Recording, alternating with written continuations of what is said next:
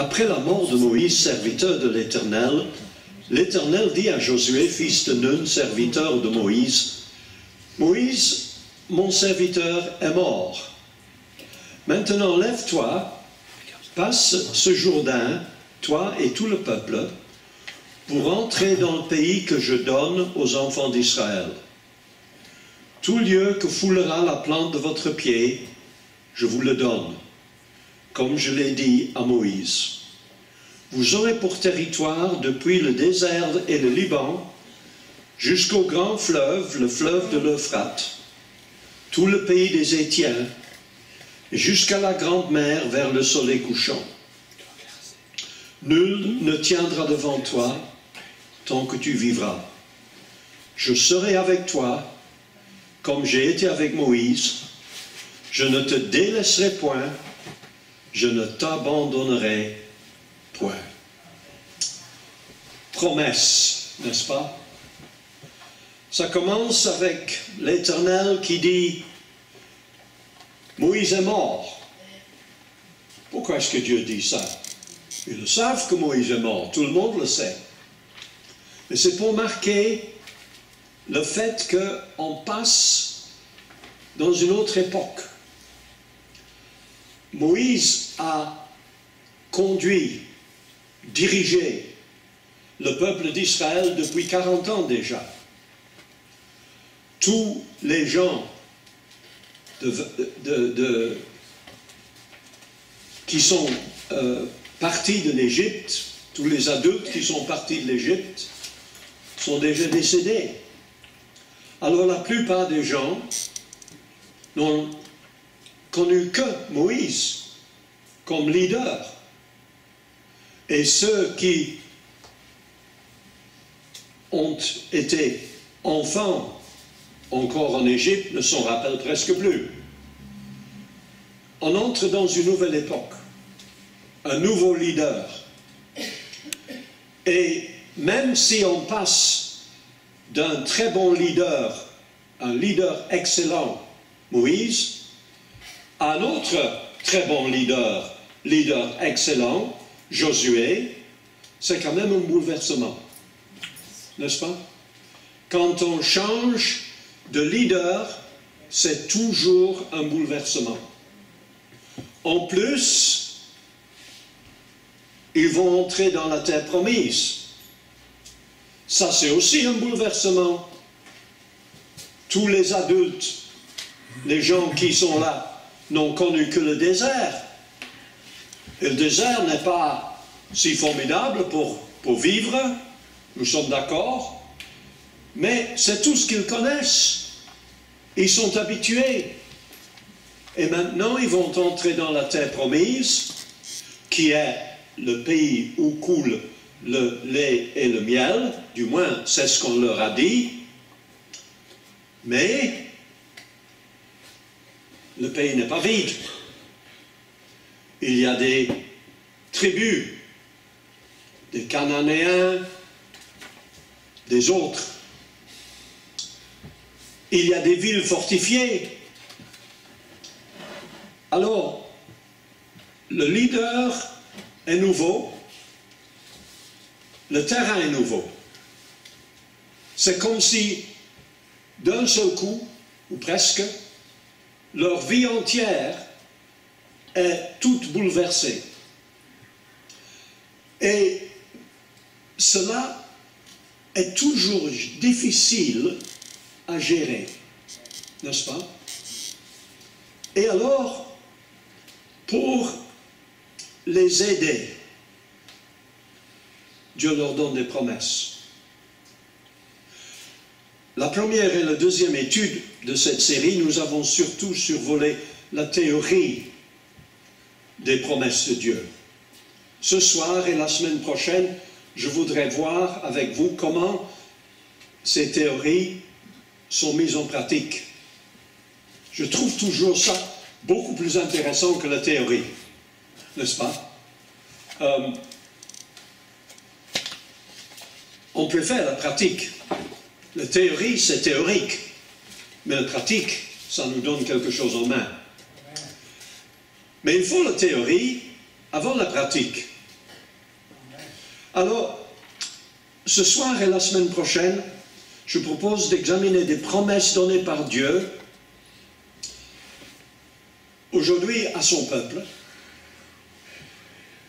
Israël, la semaine prochaine à son Église, et nous allons voir que ce soir, même ces promesses, si elles sont données au peuple d'Israël, qui entre dans leur terre promise littérale, ces promesses ont aussi une application pour nous dans notre terre promise spirituelle. Vous me suivez jusqu'à maintenant? Enfin, j'espère que ça va devenir plus clair.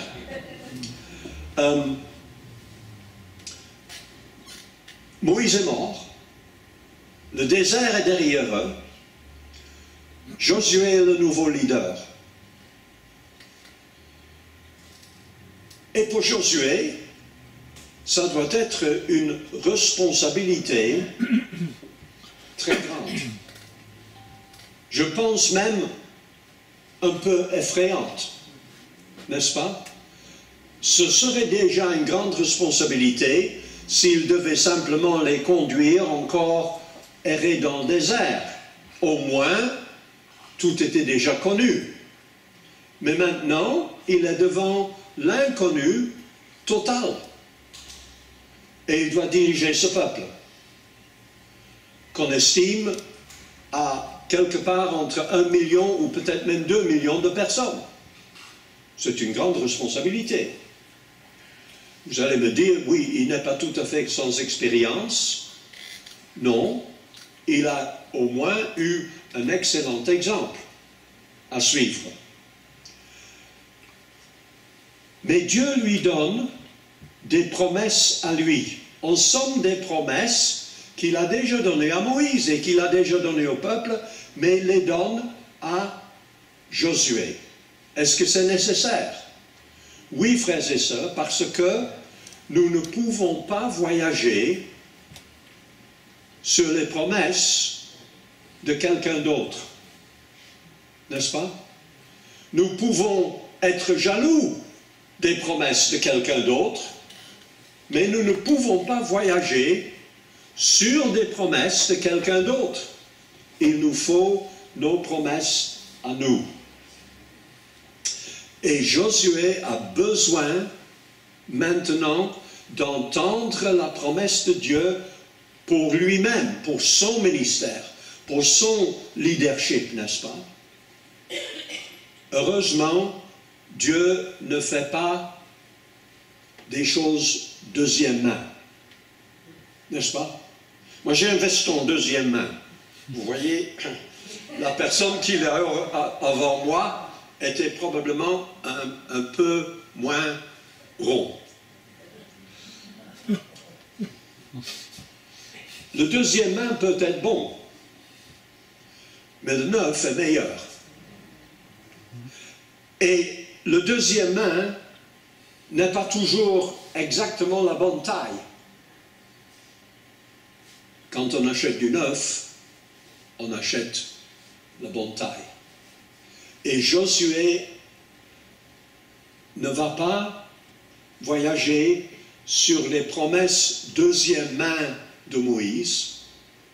Il va recevoir des promesses à taille, à son taille à lui, qui sont actuelles pour sa situation, sa personne et son temps.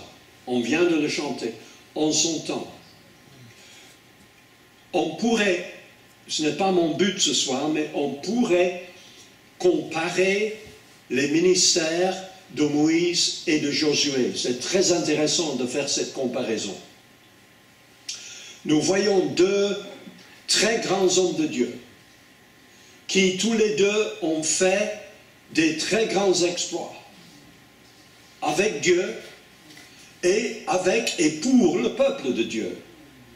Mais il est clair que leur ministère était très différent. Moïse était l'homme qui sortait le peuple de l'esclavage. Josué est l'homme pour faire entrer le peuple dans la terre promise. L'un sort le peuple, l'autre fait entrer le peuple. Deux ministères très différents.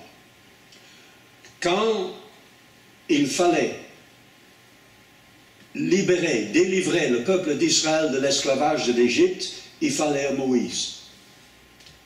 Quand il fallait faire entrer le peuple de Dieu dans la terre promise, il fallait un Josué.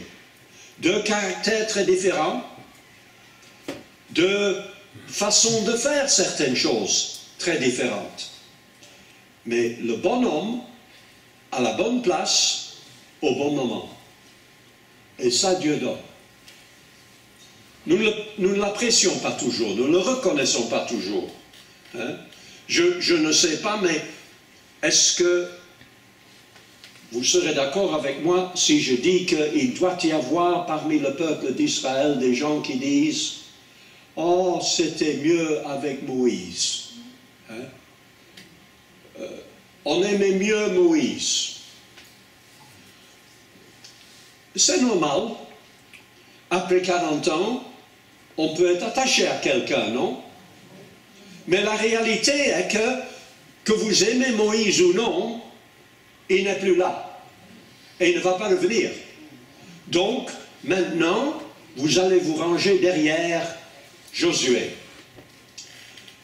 Mais Josué, il a toujours vécu un peu dans l'ombre de Moïse, n'est-ce pas?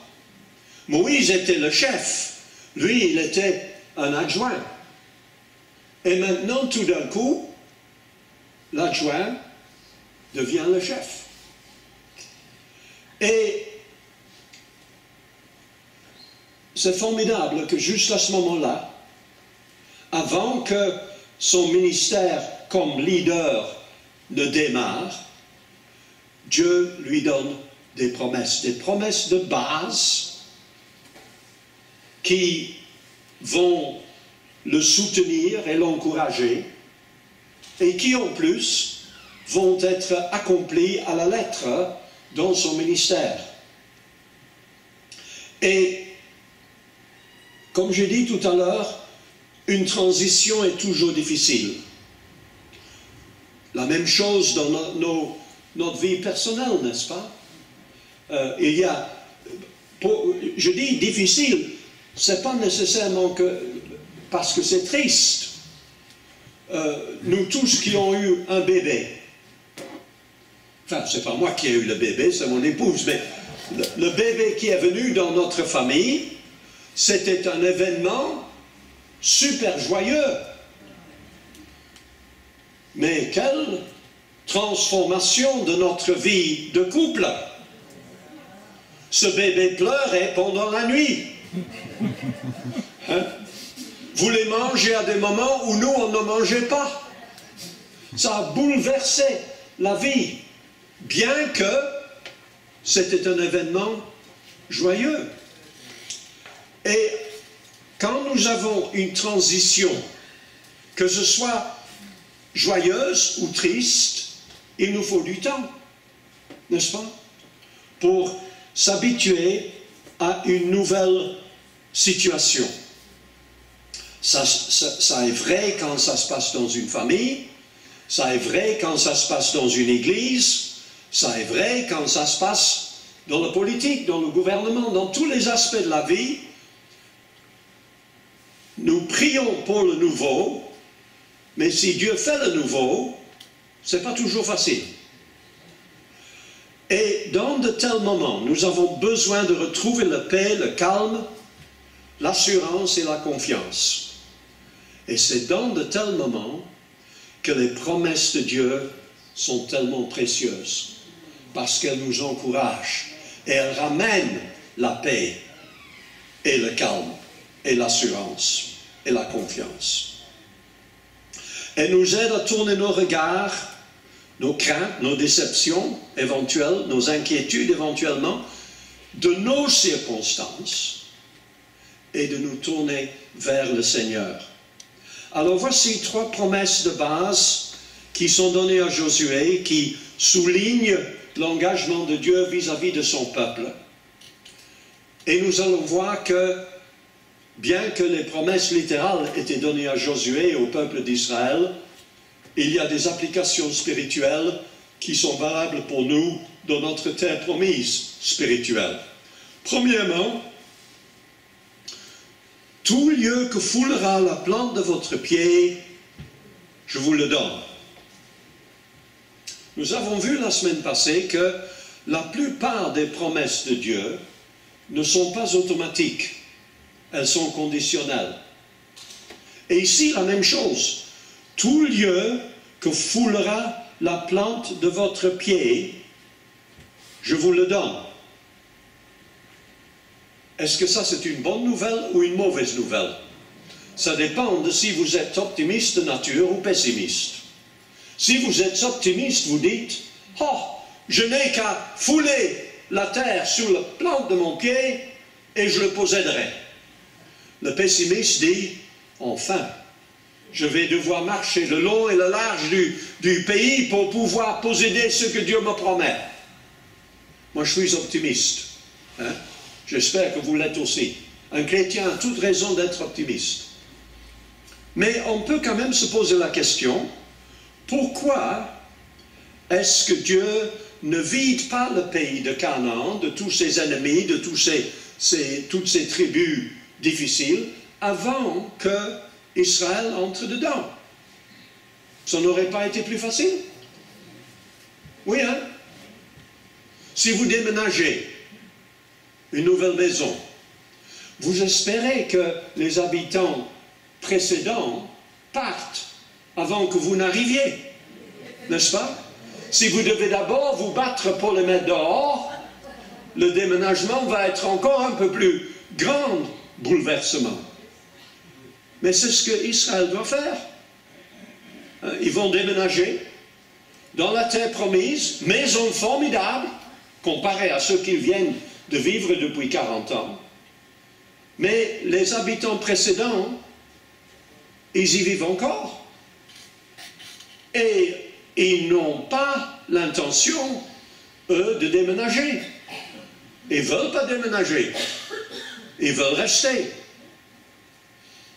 Pourquoi est-ce que Dieu ne vide pas le pays avant que les Israélites arrivent? Eh bien, parce que toujours, Dieu veut que nous marchions par la foi. Chaque pas, chaque mètre ou mètre carré que la plante de votre pied foulera, chaque pas est un pas dans la foi, n'est-ce pas? Et Dieu veut que son peuple, et c'est valable aussi bien pour eux que pour nous, qu'on apprenne à vivre par la foi. C'est si facile à dire. C'est très facile à prêcher. Je le prêche. Mais ce n'est pas toujours facile à vivre. Quand nous marchons par la foi, tous ces Cananéens, toutes ces villes fortifiées, on ne va pas s'en inquiéter. Dieu va régler la chose, n'est-ce pas? Mais si nous ne marchons pas par la foi, ces Cananéens sont des menaces. Ces villes fortifiées sont imprenables. Et les Israélites et nous devons apprendre à marcher par la foi.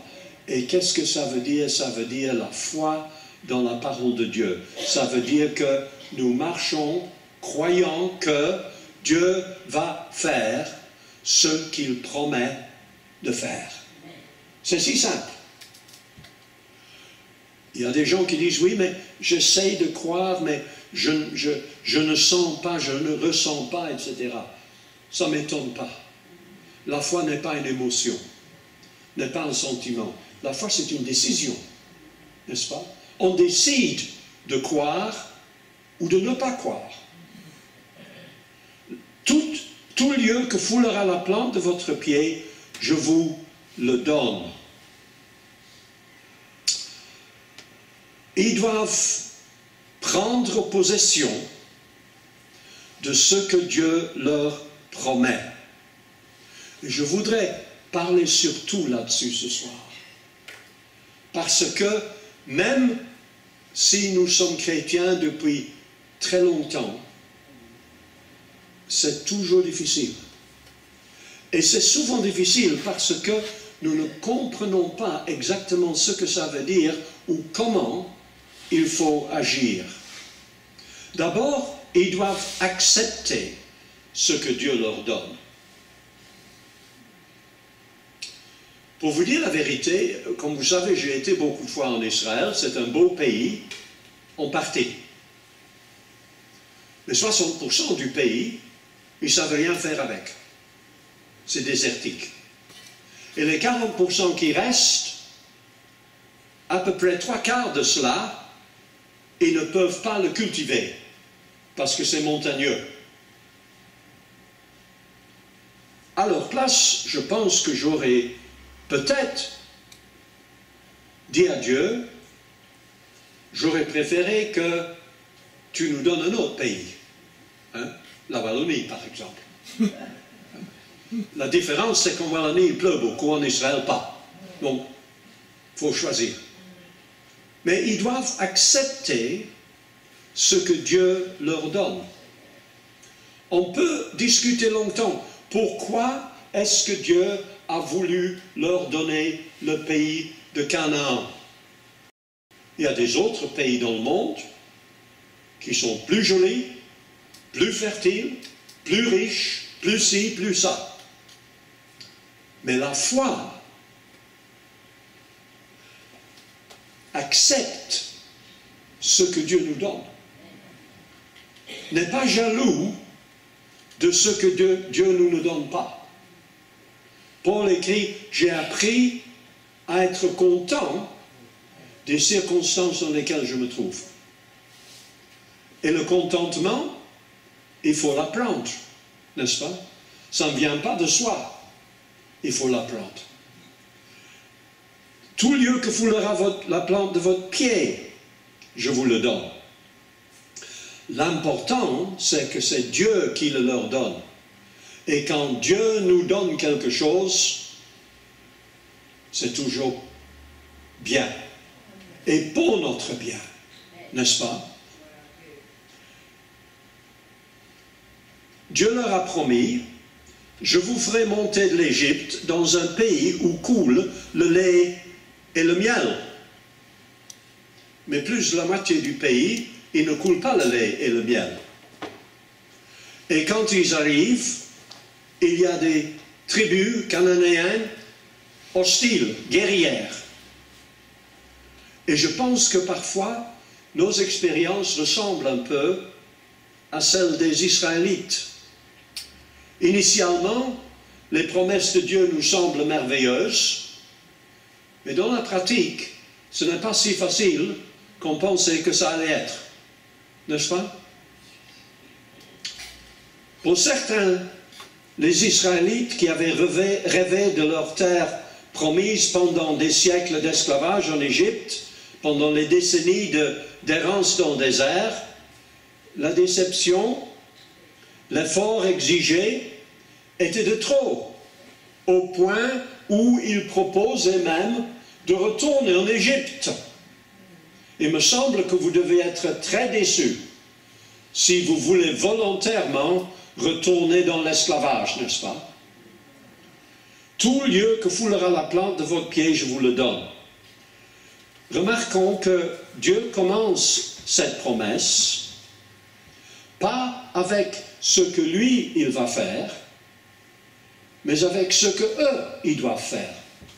Eux, ils doivent d'abord planter leurs pieds, un, et deux, Dieu leur donnera la terre où ils ont planté leurs pieds. Donc, eux, ils doivent d'abord faire un effort avant d'expérimenter la promesse. Et Dieu fait souvent ça, comme ça avec nous.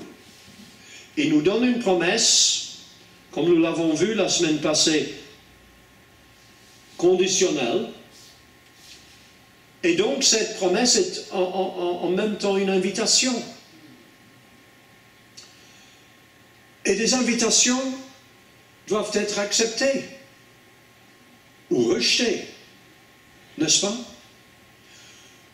Si vous allez vous marier, j'espère que vous m'envoyez une carte d'invitation, n'est-ce pas? Et quand je reçois la carte d'invitation, sera marqué dessus la date, l'heure, l'endroit où je dois venir pour assister à votre mariage. D'accord?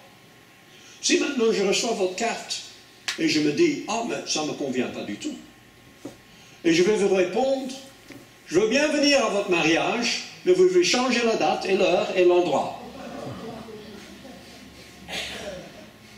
Hein? J'accepte votre invitation, mais à mes conditions. Vous n'allez pas changer la date et le lieu et l'heure. Vous avez déjà réservé l'église et la salle de réception et commandé le repas et le photographe et que sais-je encore, les fleurs, tout. Vous n'allez pas changer. Si moi, je veux assister à votre mariage, c'est moi qui dois me plier, pas vous. Et quand Dieu nous envoie un mariage, nous devons l'accepter. Et nous ne pouvons pas changer l'heure, la date, les conditions. Dieu ne change pas ses promesses pour qu'elles nous conviennent. Nous devons changer pour remplir les conditions de ses promesses. Le salut, les miracles, la victoire, toutes les autres bénédictions que Dieu promet à ses enfants sont données, mais pas automatiquement. Il y a des conditions à remplir. Quand le prophète Élisée fait dire au lépreux Naaman, « Va, lave-toi 7 fois dans le Jourdain, ta chair redeviendra saine et tu seras pur. » Naaman fut irrité.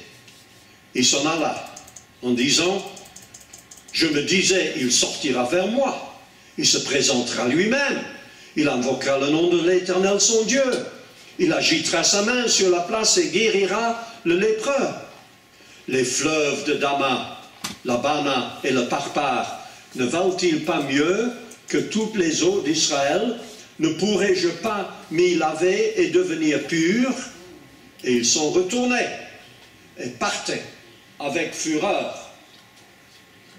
Une histoire si facile à comprendre, encore plus facile à comprendre, quand on va en Israël, et quand, vous savez, je conduis des groupes en Israël, je les guide, et le premier jour, la première chose que nous allons voir, on va dans la voiture, on passe un petit pont, on arrête les voitures, je fais sortir tout le monde sur le pont, et on regarde au-dessus du mur du pont. Et je dis aux gens, qu'est-ce que vous voyez là? Qu'est-ce que vous pensez? Et la réaction des gens, d'habitude, un égout. Un égout. Je dis, ça, ce que vous voyez, c'est le fleuve, le Jourdain. Les psalmistes chantent les merveilles du Jourdain. C'est un tout petit fleuve, même pas la moitié de la largeur de cette salle. Et si vous mettez dedans, l'eau vient juste au-dessus des genoux. Et le fleuve est boueuse. C'est vraiment pas du tout joli. Et quand j'ai vu ça pour la première fois, je me suis dit, je comprends Naaman, n'est-ce pas? Le grand général, n'est-ce pas? Qui est habitué à recevoir des honneurs et vivre dans le grand luxe. Et le prophète Élisée ne vient même pas le lui dire lui-même, il envoie son serviteur et il dit, Naaman, tu dois te plonger 7 fois dans cette eau boueuse. Ça, c'est en dessous de sa dignité, vous comprenez?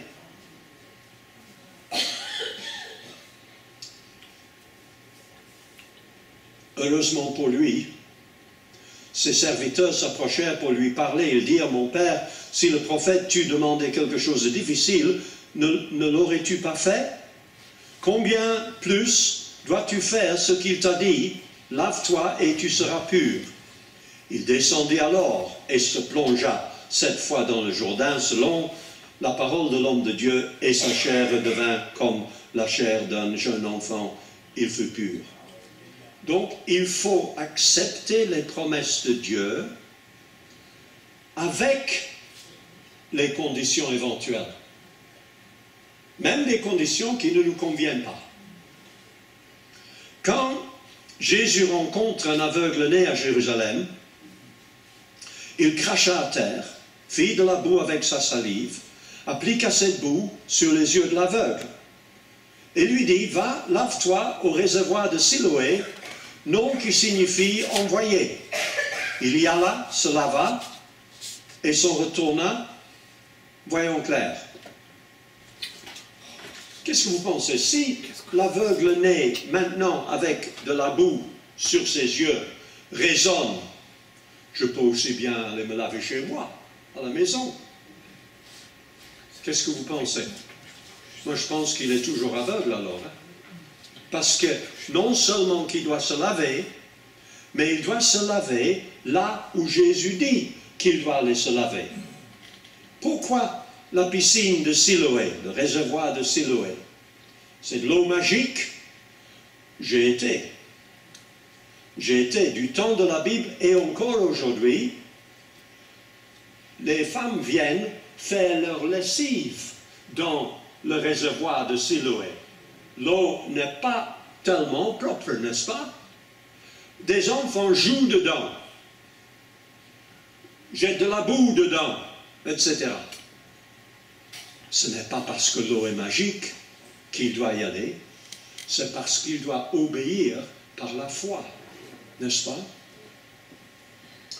Tout lieu que foulera la plante de votre pied, je vous le donne. Il y a un principe biblique fondamental, souvent mal compris, c'est que la participation humaine aux miracles et aux bénédictions de Dieu n'est pas pour les mériter.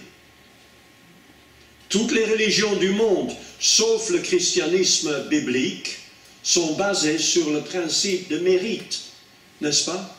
Les Juifs prient 3 fois par jour dans la direction de Jérusalem, obéissent à 613 lois et des milliers d'autres lois inventées et ajoutées après, dans l'espoir de mériter le pardon de leurs péchés et la vie éternelle.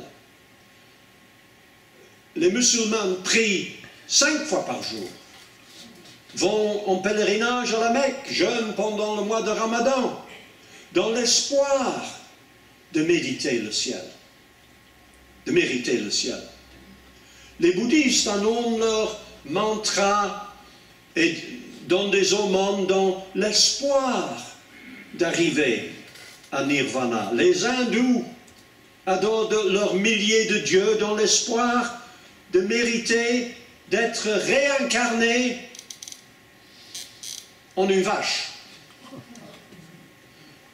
L'hindouisme ne m'a jamais attiré, je peux vous le dire, vous non plus.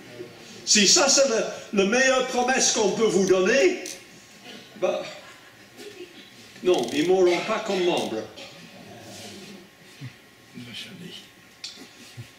Mais tout est basé sur le mérite. Il faut gagner les bénédictions de Dieu dans ces religions.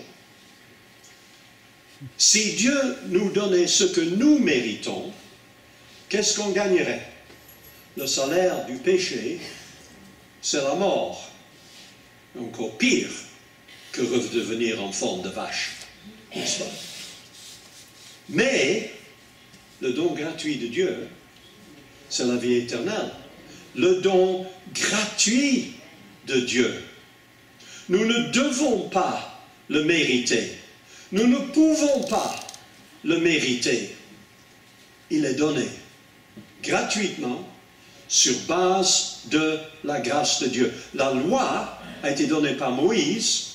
La grâce et la vérité sont venues par Jésus-Christ. Et en lui, nous avons la rédemption par son sang, la rémission des péchés, selon, pas nos mérites, mais selon la grâce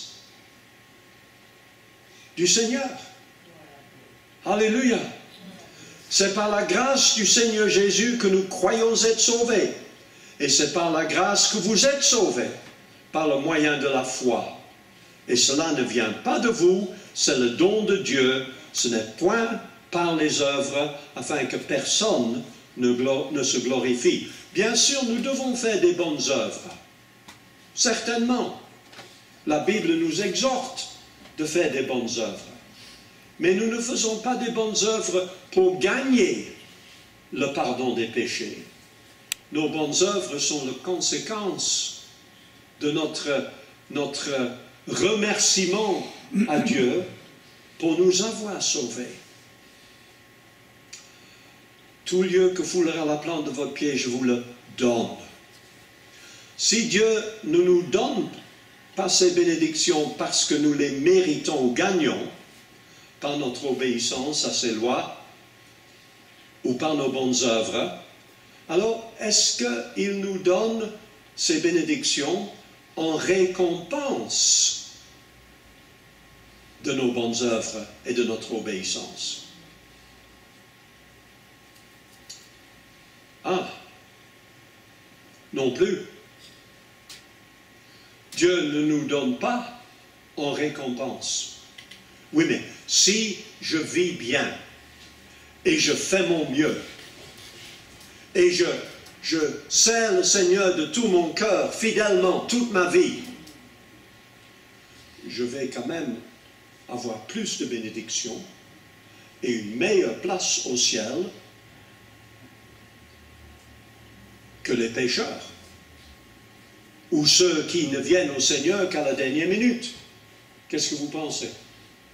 Non, hein? La semaine passée, on a parlé du parabole de ces ouvriers dans la vigne. Je ne sais pas s'il y a des plaques. Comment ça s'appelle? Des plaques de voiture au ciel. Hein? Plaques? Merci, sœur. Ce qu'a dit la sœur. Je ne sais pas s'il y en a au ciel, mais s'il y en a, qui a la plaque numéro 1? C'est le brigand à la croix. Hein? Le premier à être sauvé par le sang de Jésus.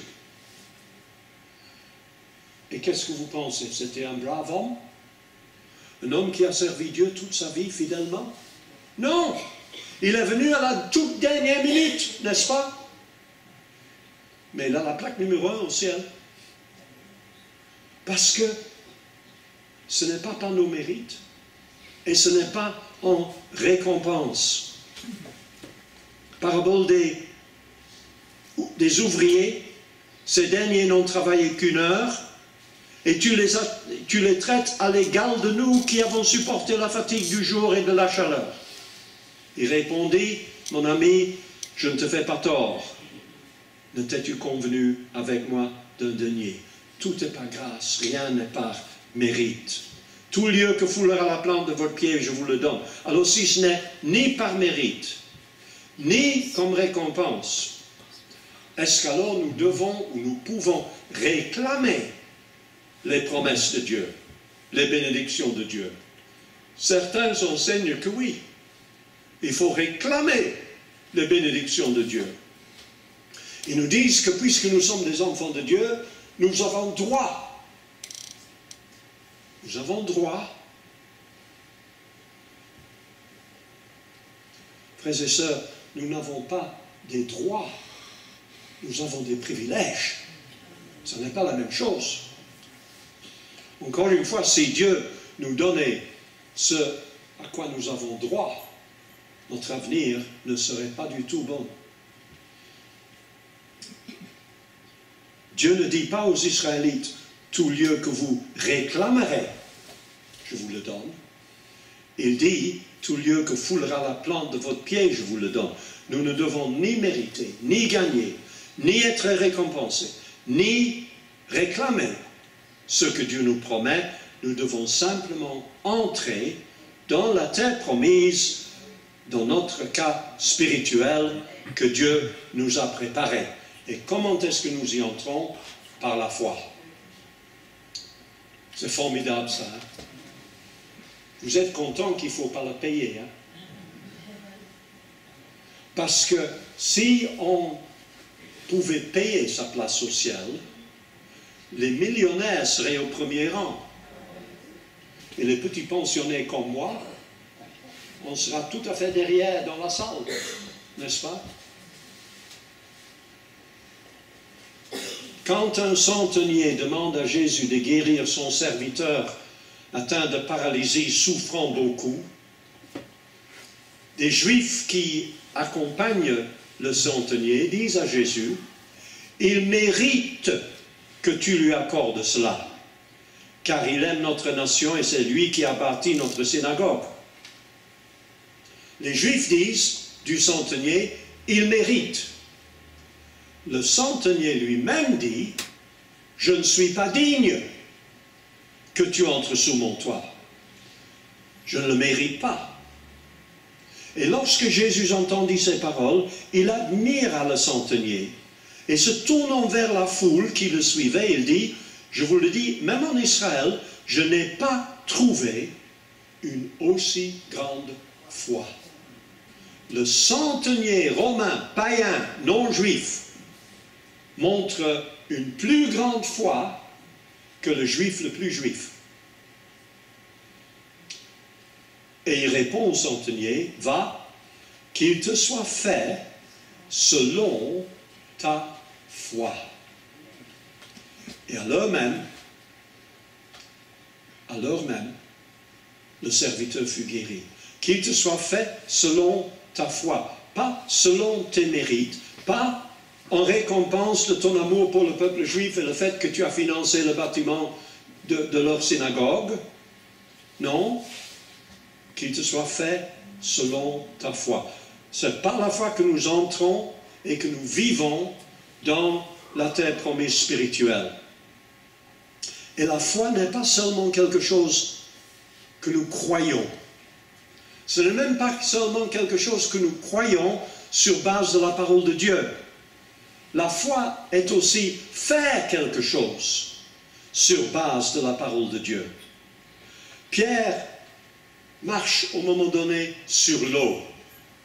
J'aime cette histoire. Et je suis très jaloux de Pierre, n'est-ce pas? Vous avez déjà essayé de marcher sur l'eau? Non? Il vous manque de foi alors? Non, non, ce n'est pas une question de manque de foi. Pierre a reçu l'invitation de marcher sur l'eau. Pas vous et moi, mais je suis quand même jaloux. Mais pourquoi est-ce qu'elle a marché sur l'eau? Parce que Jésus lui a dit, bien, parce qu'il a cru que s'il sortait de la barque, il pourrait marcher sur l'eau? Non, il a marché sur l'eau quand il est sorti de la barque, sur l'invitation du Seigneur Jésus.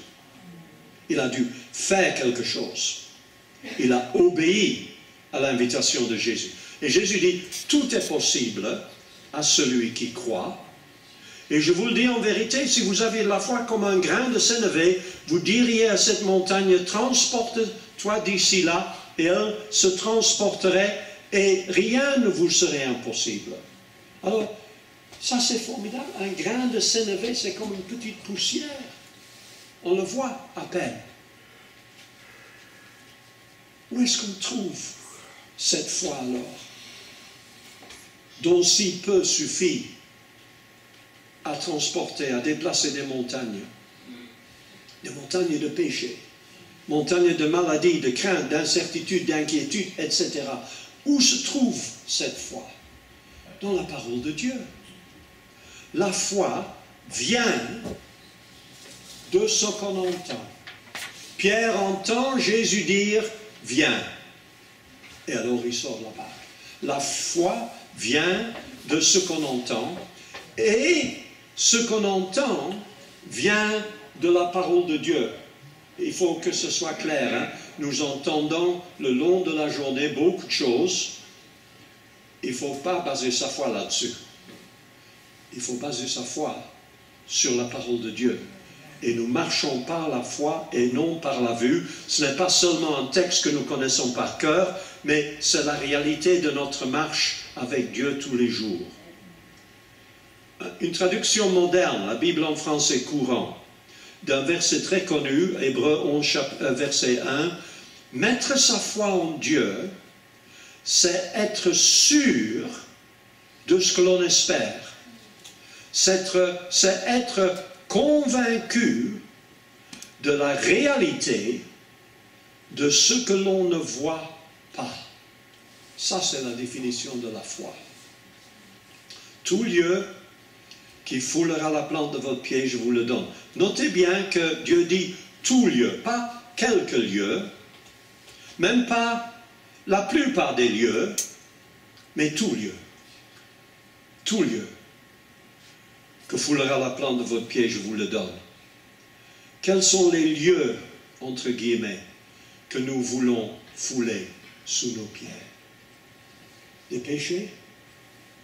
Si nous confessons nos péchés, il est fidèle et juste pour les pardonner et pour nous purifier de toute iniquité. La maladie, quelqu'un parmi vous est-il malade, qu'il appelle les anciens de l'Église, que les anciens prient pour lui, l'enloignent d'huile au nom du Seigneur, et la prière de la foi sauvera le malade.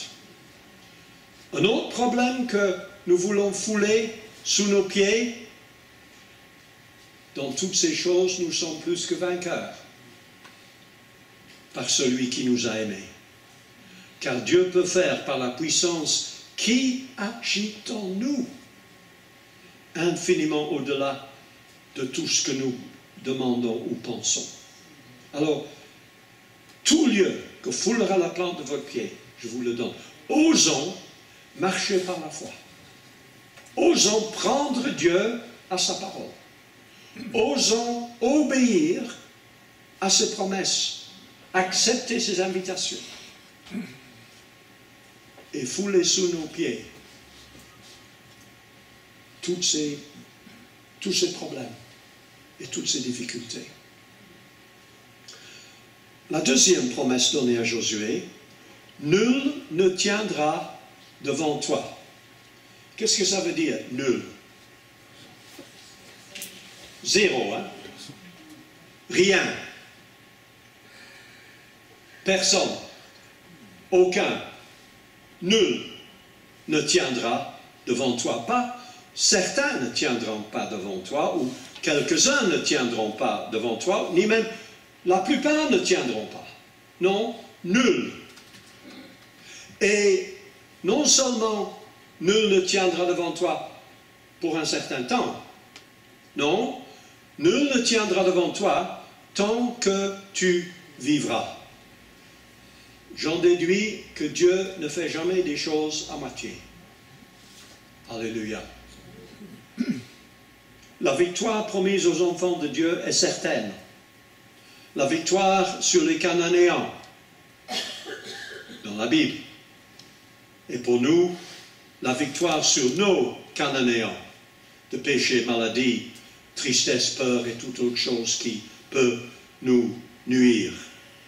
Jésus dit, « Je vous ai donné le pouvoir de marcher, juste comme les Israélites.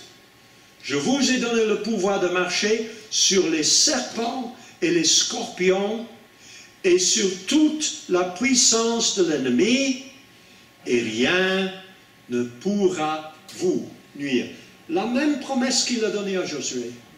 Dans d'autres mots, mais c'est exactement la même chose. Je vous ai donné le pouvoir de marcher.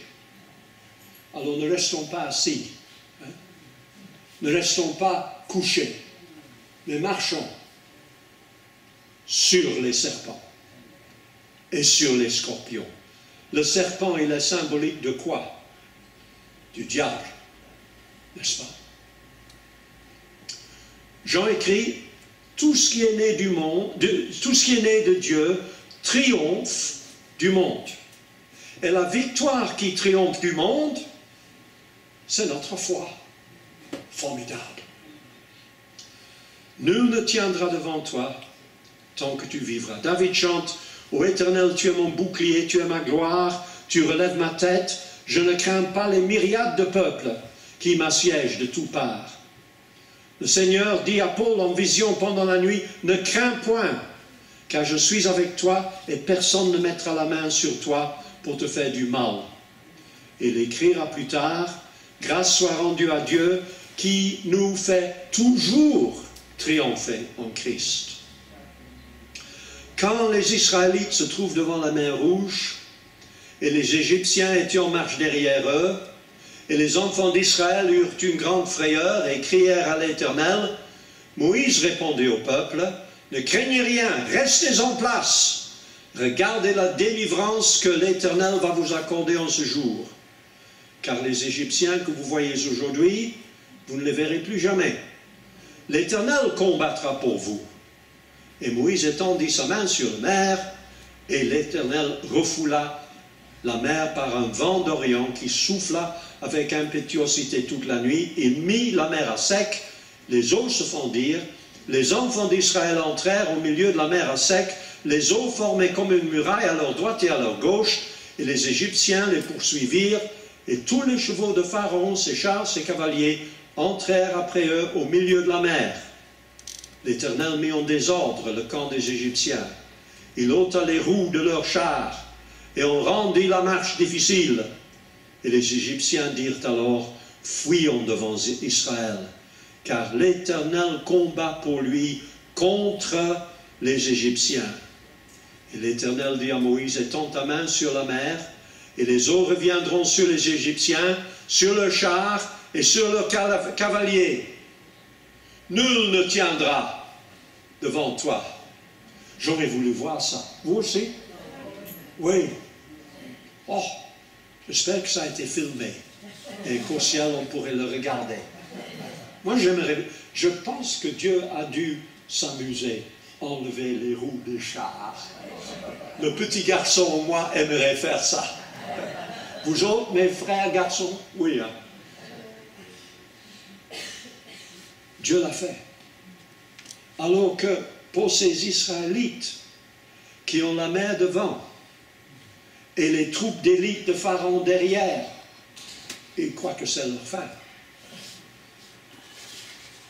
Leur plus grande défaite. Mais ça est devenu une de leurs plus grandes victoires. Troisième promesse, dernière pour ce soir. Dieu donne à son peuple. Josué, je serai avec toi. 4 petits mots. Je serai avec toi. Paul écrit, si Dieu est pour nous, qui sera contre nous? Savoir que Dieu est avec nous nous met en état de faire des exploits. David dit aux Philistins, tu marches contre moi avec l'épée, la lance, le javelot, tes armes sophistiquées, tes bombes nucléaires.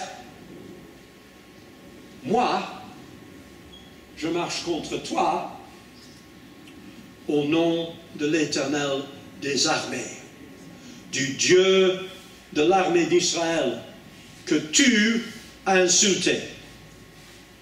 Aujourd'hui, l'Éternel te livrera entre mes mains, je t'abattrai et je te couperai la tête.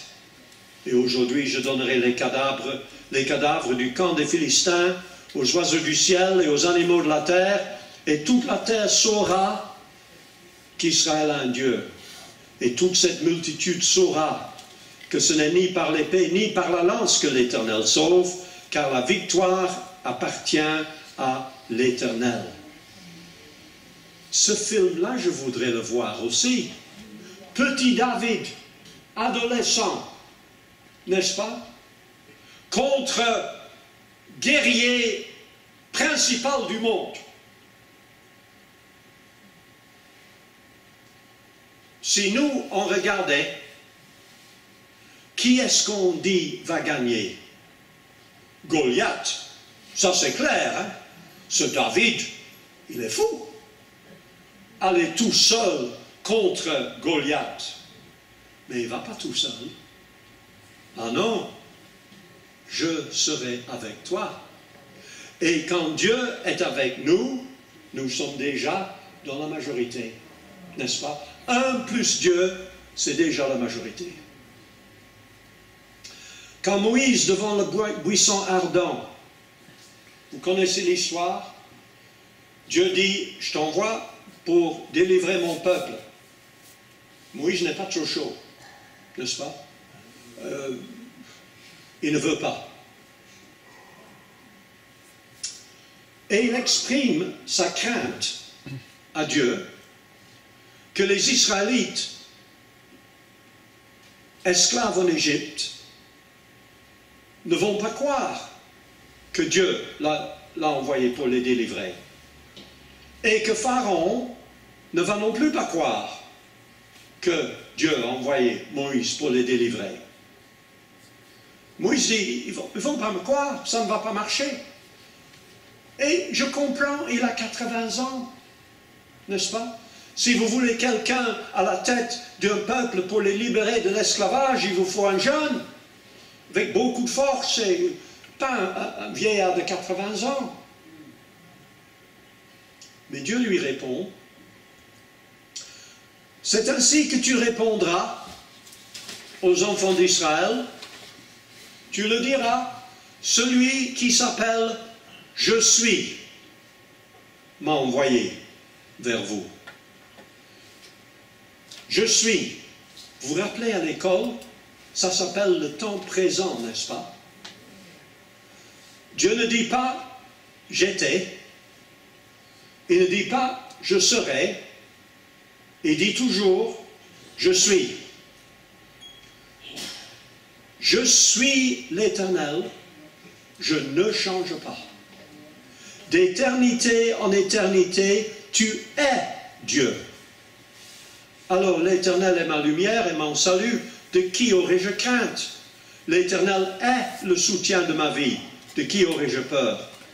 Dieu est pour nous un refuge et un appui, un secours qui ne manque jamais dans la détresse. Je me confie en Dieu et je ne crains rien. Que peuvent me faire les hommes? La bonté de l'Éternel dure à jamais. Toi, Seigneur, tu as au commencement fondé la terre, les cieux sont l'ouvrage de tes mains, ils périront, mais tu subsistes. Ils vieilliront tous comme un vêtement, tu les rouleras comme un manteau et ils seront changés. Mais toi, tu restes le même et tes années ne finiront point. Ça, c'est formidable, n'est-ce pas? Dieu est toujours « je suis ». Dieu est toujours actuel. Dieu est toujours maintenant. Et toute grâce excellente et tout don parfait descend d'en haut du Père des Lumières, chez lequel il n'y a ni changement, ni ombre de variation. Et Jésus dit, en vérité, je vous le dis, avant qu'Abraham fût, je suis, et je suis vivant au siècle des siècles. Dieu promet à Josué, je serai avec toi. Et frères et sœurs, l'Éternel des armées est avec nous. Le Dieu de Jacob est pour nous une autre traite. Moïse promet, juste avant sa mort, au peuple d'Israël, l'Éternel, votre Dieu, marche avec vous pour combattre vos ennemis, pour vous sauver. L'Éternel, ton Dieu, marchera lui-même avec toi. Il ne te délaissera point, il ne t'abandonnera point. Et l'Éternel marchera lui-même devant toi. Il sera lui-même avec toi. Il ne te délaissera point, il ne t'abandonnera point. Ne crains point et ne t'effraie point. Par la bouche du prophète Ésaïe, ne crains rien, car je suis avec toi. Ne promène pas des regards inquiets, car je suis ton Dieu. Je te fortifie, je viens à ton secours. Je te soutiens de ma droite triomphante, car je suis l'Éternel ton Dieu qui fortifie ta droite, qui te dit, ne crains rien, je viens à ton secours. Ne crains rien, car je te rachète.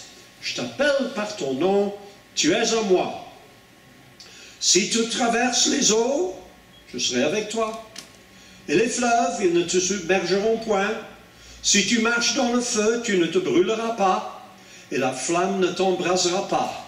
Car je suis l'Éternel, ton Dieu, le Saint d'Israël, ton Sauveur. Je serai avec toi, dit-il à Josué, comme j'étais avec Moïse. Alléluia. Et Jésus promet, je suis avec vous tous les jours jusqu'à la fin du monde. Paul écrit, qui nous séparera de l'amour de Christ?